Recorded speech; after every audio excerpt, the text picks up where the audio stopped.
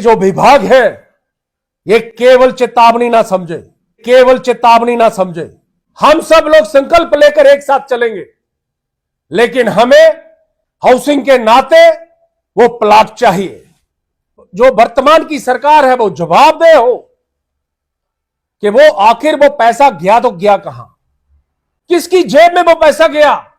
वो कोई लाखों नहीं, करोड़ों रुपया, अरबों रुपया था। हम जो पत्रकार वार्ता कर रहे हैं इसमें आप सबका हार्दिक अभिनंदन है, स्वागत है। आज बड़ा महत्वपूर्ण विषय जो कई सालों से जिला उधमपुर के लोगों ने पीड़ा सहन की है। लगभग 30 वर्ष पूर्व जिला उधमपुर के अंदर हाउसिंग डिपार्टमेंट की तरफ से लोगों से आवेदन मांगे गए। जिस परिवार को हाउसिंग डिपार्टमेंट की तरफ से प्लाट की आवश्यकता है, रेजिडेंशियल पर्पस के लिए, जिसने मकान बनाने के लिए जमीन चाहिए, प्लाट चाहिए, वो आवेदन कर सकता है। उसकी 100 रुपए के करीब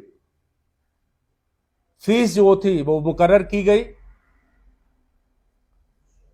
गांव के अंदर एक खुशी की लहर चली कि हमें भी एक अवसर मिला कि हम शहर के अंदर जाकर हाउसिंग कॉलोनी के अंदर अपना सपनों का घर जो है वो बनाने के लिए आवेदन कर सकते हैं।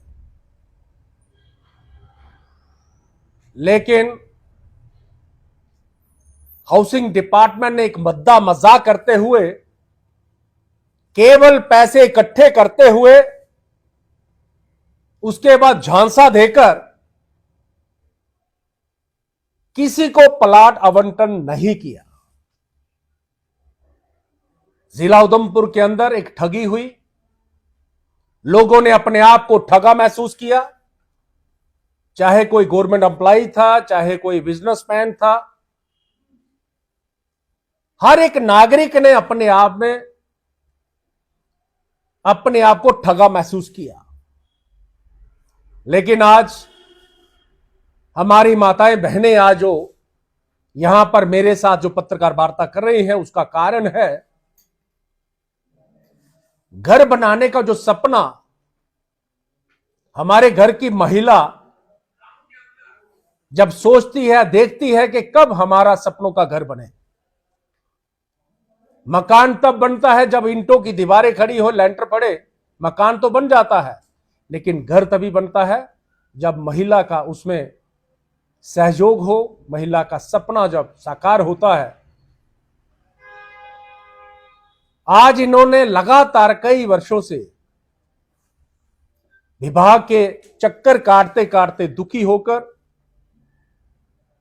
कि हमारे वो पैसे ना रिफंड हुए, ना वो प्लाट मिला, आखिर जे सरकार कर क्या रही है। उसके बाद हाउसिंग डिपार्टमेंट की तरफ से 2010 में डिपार्टमेंट की तरफ से, विभाग की तरफ से कहा गया कि पहले जो हुआ उसका भी कहीं ना कहीं हम आपको रिफंड देंगे। लेकिन 2010 में उन्होंने फिर से आवेदन मांगे, चाहे कोई गांव का व्यक्ति हो, चाहे शहर का कोई व्यक्ति हो, वो जो आवेदन कर कर उसकी जो फीस थी वो 500 रुपया मुकर्रर करवाई गई कि 500 रुपया डिपॉजिट करवाकर उधमपुर के अंदर सराउंडिंग चक्खड़ एरिया, वहां पर हमारे पास हजारों कनाल लैंड ऐसी है जहां पर हम हाउसिंग कॉलोनी बनाकर शहर को भी एक्सपेंड करेंगे और एक खूबसूरत कॉलोनी बनाकर लोगों को आवंटित करेंगे। जनता के अंदर एक खुशी की लहर चली। हर कोई भागता हुआ विभाग के पास गया कि कहीं पहले की तरह ठगी तो नहीं। लेकिन विभाग के अधिकारियों ने आश्वस्त करते हुए, पूरा विश्वास व्यक्त करते हुए उन्होंने कहा, यह गवर्नमेंट की एक ऐसी प्लानिंग है, जब गांव से कोई शहर के अंदर आता है उसका भी एक सपना होता है हम शहर के अंदर मकान बनाएं, अपना घर बनाएं।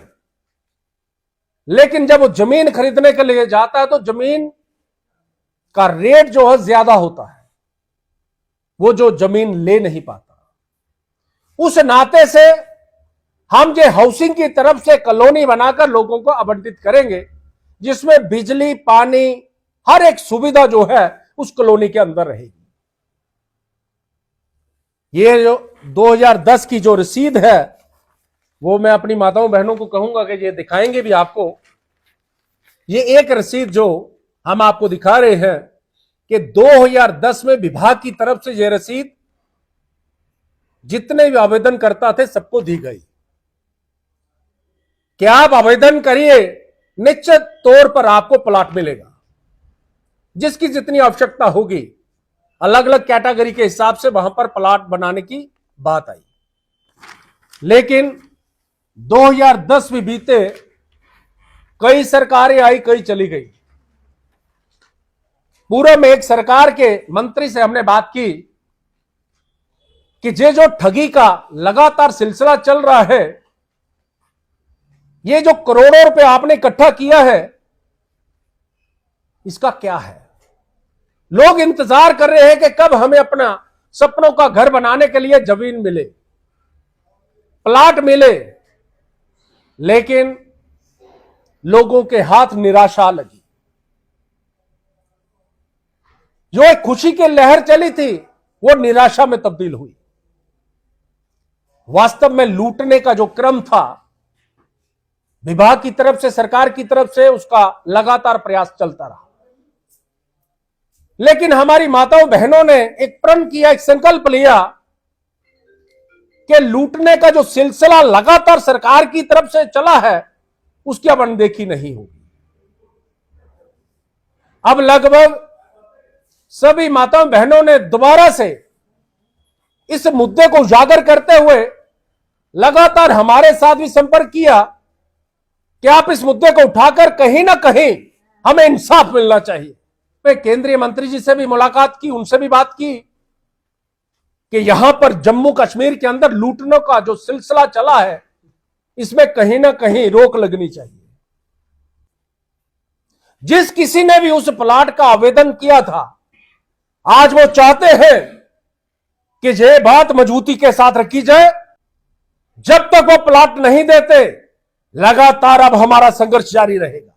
अंत में मैं अपने सभी माताओं बहनों का भी धन्यवाद करता हूं, जिन्होंने इस विषय को पूरी गंभीरता के साथ और अपने सपनों का घर बनाने के लिए जो इन्होंने पीड़ा सहन की है। मैं इनको भी विश्वस्त करना चाहता हूं कि हम आने वाले समय में इस मुद्दे को पूरे जोर शोर से उठाएंगे, ताकि वो प्लॉट हम सब परिवारों को मिले।